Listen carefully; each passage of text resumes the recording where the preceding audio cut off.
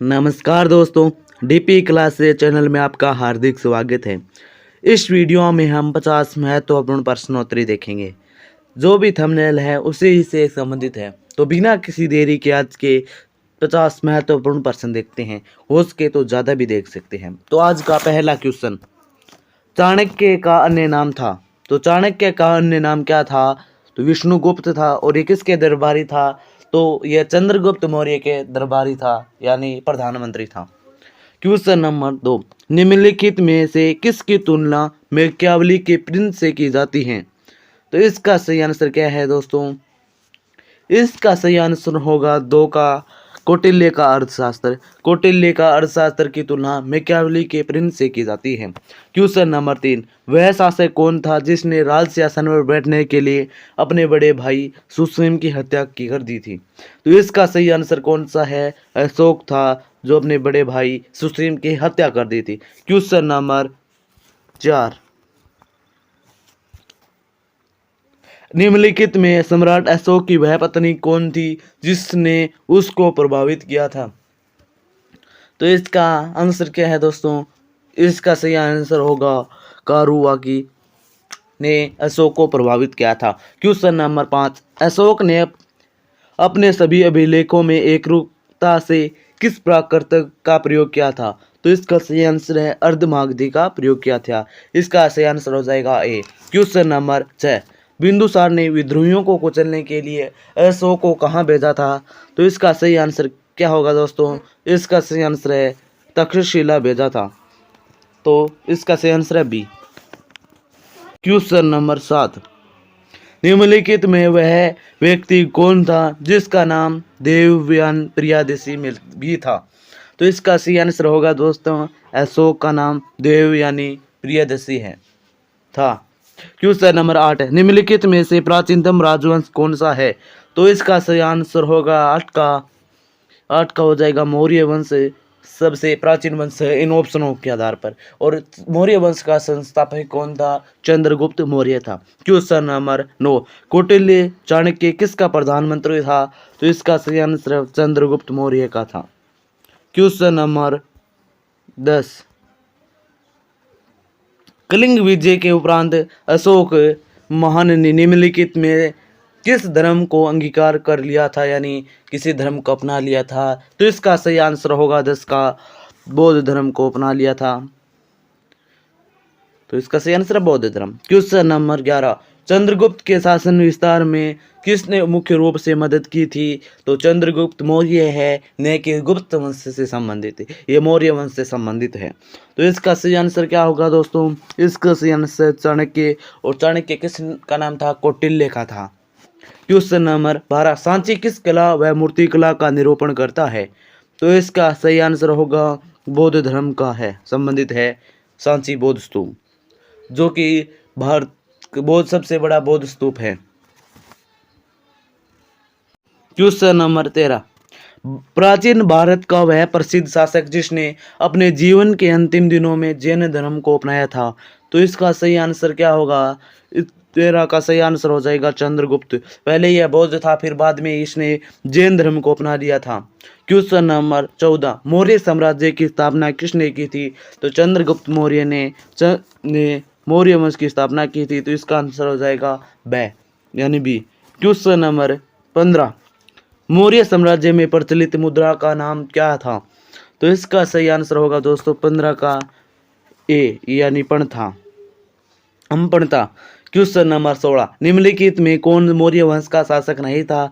तो इसका सही आंसर है अजातशत्रु, जो कि मौर्य वंश से संबंधित नहीं था। चंद्रगुप्त मौर्य के बाद उसका पुत्र बिंदुसार शासक बना, और बिंदुसार के बाद उसका पुत्र अशोक शासक बना था, जो इसे अशोक महान के नाम से भी जाना जाता है। क्वेश्चन नंबर 17, निम्नलिखित में से अशोक का उत्तराधिकारी कौन था? तो इसका सही आंसर होगा अशोक का उत्तराधिकारी कुणाल था, यानी इसका सही आंसर हो जाएगा ए। Question number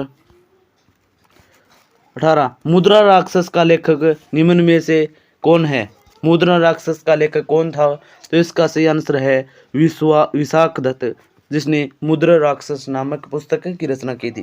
question number 19, Vishakh Dutt के प्राचीन भारतीय नाटक मुद्रा राक्षस की विषय वस्तु है। तो 19 का सही आंसर क्या है दोस्तों? इसका आंसर है कि चंद्रगुप्त मौर्य के समय में राज दरबारों की दुर्भिसंधियों के बारे में बताया गया है। दुर्भिसंधियों के बारे में बताया गया है।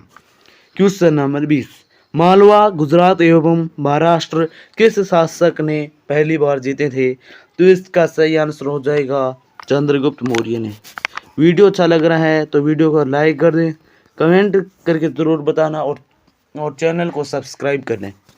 क्वेश्चन नंबर 21, किसने सहिष्णुता, उदारता और करुणा के त्रिविध आधार पर राजवंश की स्थापना की? तो 21 का सही आंसर हो जाएगा अशोक ने की थी। क्वेश्चन नंबर 22, निम्नलिखित में किस शहर में अशोक के शिलालेख नहीं है?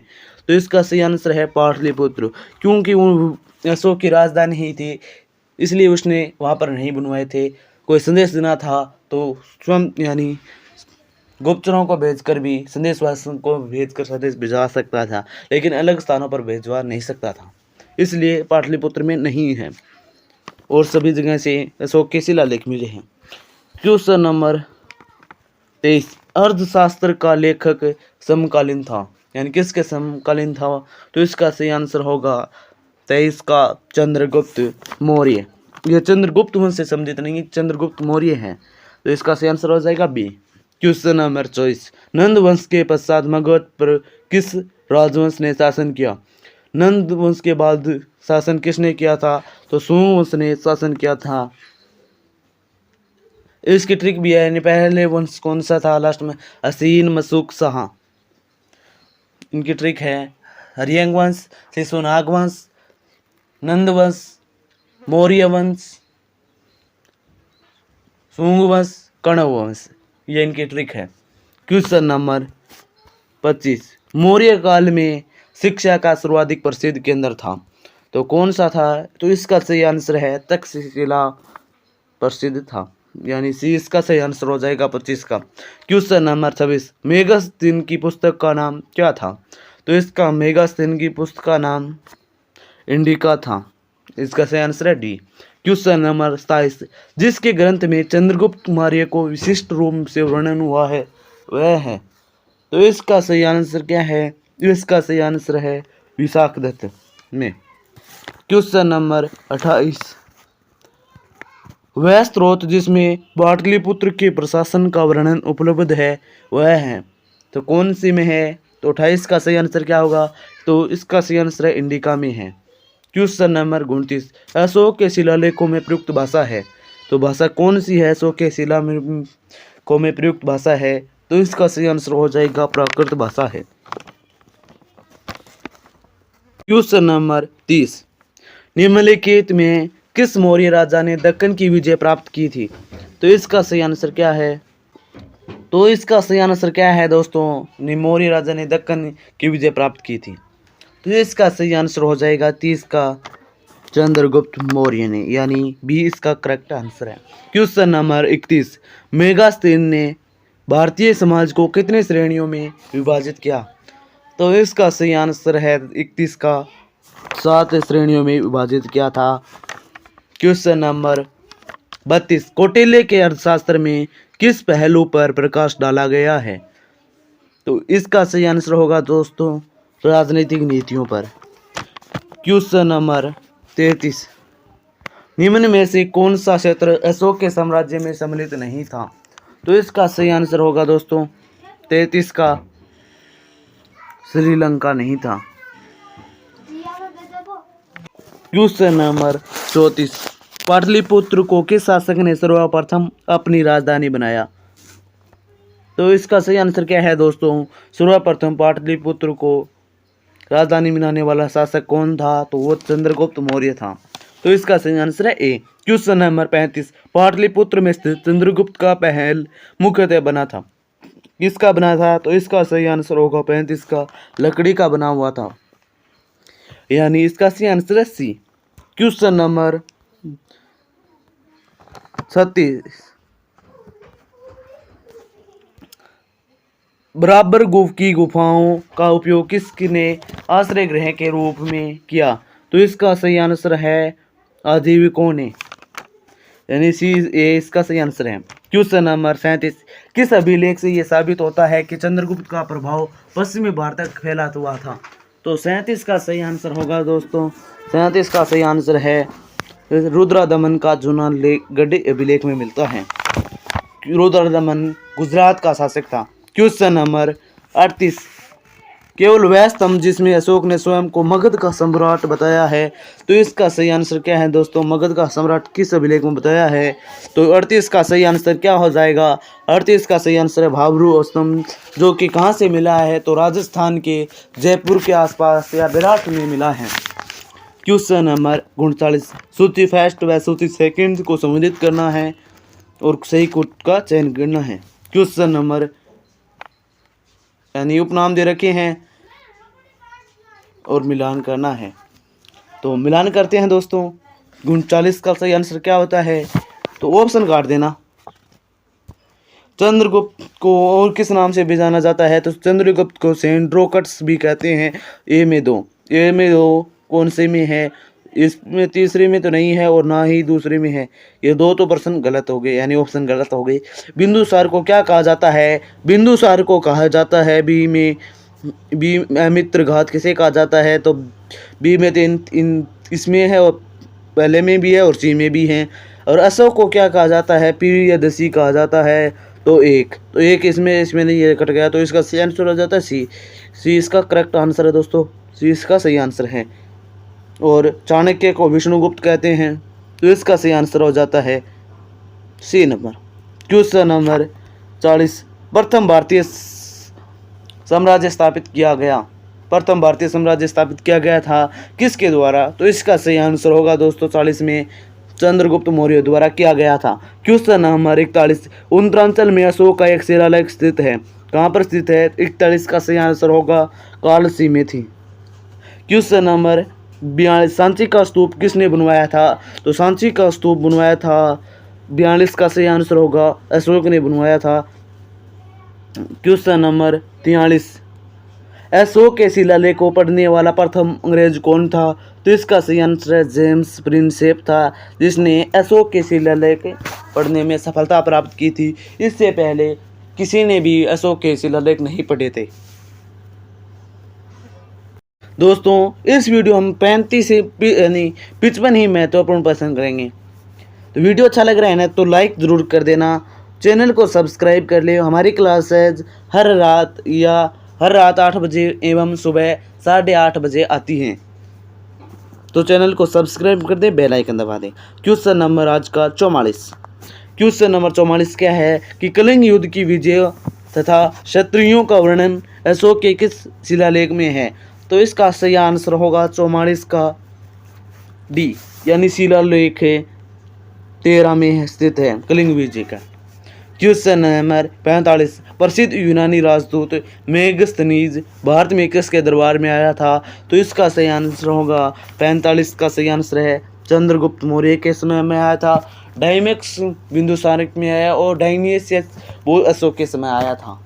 क्वेश्चन नंबर 46, चंद्रगुप्त मौर्य ने सेल्यूकस को कब पराजित किया था? तो इसका सही आंसर है 305 ईस्वी पूर्व में सेल्यूकस को पराजित किया था। और ये सेल्यूकस कौन था? तो ये सिकंदर का सेनापति था, लेकिन सिकंदर की मृत्यु 323 ईसा पूर्व में हो गई थी, लेकिन ये सेल्यूकस था जो भारत पर आक्रमण करने आया था। क्वेश्चन नंबर 47, निम्नलिखित में से कौन सा राजा प्राय जनता के संपर्क में रहता था? तो 47 का सही आंसर है अशोक रहता था जनता के संपर्क में, तो इसका सही आंसर है अशोक। क्वेश्चन नंबर 48, अशोक ने 261 ईस्वी पूर्व में कलम को जीतने के बाद क्या किया? तो इसका सही आंसर होगा 48 में, यानी भारी रक्तचाप देखकर युद्ध की नीति को सदा के लिए त्याग दिया था, यानी युद्ध न करने का निर्णय लिया। अब क्वेश्चन नंबर 49, अशोक के अधिकांश अभिलेख किस भाषा व लिपि में है? तो किस भाषा व लिपि में है दोस्तों? इसका सही आंसर होगा पाली एवं ब्राह्मणी लिपि में है क्या, या संस्कृत या ब्राह्मणी में, या प्राकृत एवं ब्राह्मणी? तो 49 का सही आंसर हो जाएगा प्राकृत एवं ब्राह्मणी में, लेकिन पाली में नहीं है, और खरोष्टी लिपि में भी है बोलना। क्वेश्चन नंबर 50, 5 प्रश्न हो रहे हैं। किस ग्रंथ में चंद्रगुप्त मौर्य के लिए वर्सल या निम्न कुल शब्द का प्रयोग किया है? तो 50 का सही आंसर होगा दोस्तों मुद्रा राक्षस में, यानी सी इसका करेक्ट आंसर है। क्वेश्चन नंबर 51, मौर्य नरेश के बारे में निम्न में से कौन सा कथन सही है? तो इसका सही आंसर उन्होंने विकास किया था। तो इसके 51 का सही आंसर होगा दोस्तों संस्कृत एवं कला एवं साहित्य का प्रयोग विस्तार किया था। यह तो सही है दोस्तों। सोने के सिक्के नहीं हुआ था इनके समय में, कुषाणों ने सोने के सिक्कों का प्रचलन किया था, यानी शुद्ध सिक्के सर्वाधिक जारी किए थे। प्रांतीय विभाजन भी किया था और ये भी सही है, और हिंदू कुश का साम्राज्य किया था, ये भी सही है। तो इसका सही आंसर हो जाएगा 1, 3, 4। करेक्ट आंसर है डी नंबर। क्वेश्चन नंबर 52, कथन दे रखा है और कारण दे रखा है। अशोक ने कलिंग को मौर्य साम्राज्य में जोड़ दिया था। कलिंग दक्षिण भारत को आने वाला स्थलीय एवं समुद्री मार्ग को नियंत्रित करता था।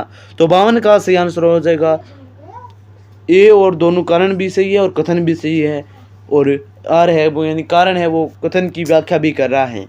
तो इसका सही आंसर हो जाएगा ए। क्वेश्चन नंबर, कलिंग कहाँ पर था दोस्तों? तो इस कमेंट में बता देना। क्वेश्चन नंबर 53, अशोक के जो शिलालेख संगम राज्य के बारे में हमें बताते हैं उनमें शामिल है। तो इसका सही आंसर क्या है दोस्तों? इसका 53 का सही आंसर होगा दूसरा व 13वां, सी इसका करेक्ट आंसर होगा। क्वेश्चन नंबर 54 में भी कथन एवं कारण दे रखा है। कथन नहीं है, कारण है दोस्तों, यहाँ पर कारण है। अशोक के राज्यादेशों के अनुसार धार्मिक निष्ठा की अपेक्षा जनता के मध्य सामाजिक समर्था अधिक महत्वपूर्ण थी। कारण दे रखा है उसमें धर्म संवर्धन के स्थान पर क्षमता के विचार पर का प्रसार किया। तो 54 का सही आंसर क्या हो जाता है दोस्तों? 54 का सही आंसर होगा ए और आर दोनों सही है, और व्याख्या भी करता है ए की। तो इसका सही आंसर है ए। और आज का अंतिम क्वेश्चन दोस्तों, क्वेश्चन नंबर 55, निम्नलिखित में से किस राज्यादेश में अशोक के व्यक्तिगत नाम का अशोक का उल्लेख मिलता है? यानी अशोक का नाम अशोक ही मिलता है, कहाँ पर मिलता है? तो 55 का सही आंसर होगा मास की गुर्जर अभिलेख में। अगर अभी तक आपने डीपी क्लासेस चैनल को सब्सक्राइब नहीं किया है तो सब्सक्राइब कर दें, बेल आइकन दबा दें, ताकि आपको वीडियो की नोटिफिकेशन मिल सके। और वीडियो को ज़्यादा से ज़्यादा लाइक करें और अपने उस दोस्तों के साथ शेयर जरूर करें। वह कमेंट करके बताना कितने सही हुए हैं। धन्यवाद। जय हिंद, जय भारत। धन्यवाद दोस्तों वीडियो पूरा देखने के लिए।